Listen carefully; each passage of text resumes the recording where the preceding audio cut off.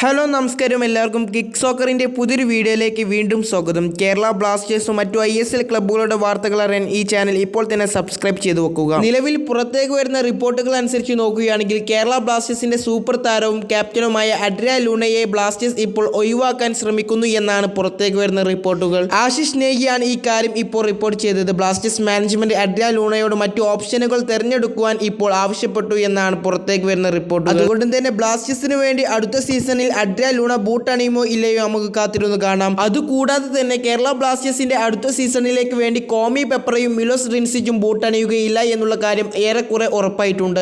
ബ്ലാസ്റ്റേഴ്സിന് വേണ്ടി അടുത്ത സീസണിൽ കോമി പെപ്പറയും മിലോസ് റിൻസിച്ചും ഉണ്ടാവില്ല. അടുത്ത സീസണിലേക്ക് വേണ്ടി കേരള ബ്ലാസ്റ്റേഴ്സിൽ വമ്പൻ അഴിച്ചുപണി തന്നെയാണ് നടക്കാൻ സാധ്യതയുള്ളത്. ഏതൊക്കെ താരങ്ങൾ ബ്ലാസ്റ്റേഴ്സിൽ നിന്ന് വിട്ടുപോവുക എന്നുള്ളത് നിങ്ങളുടെ അഭിപ്രായങ്ങൾ താഴെ കമന്റ് ചെയ്യാൻ മറക്കരുത്. മറ്റൊരു വീഡിയോയും കാണാം. അതുവരെക്കും ബൈ ബൈ.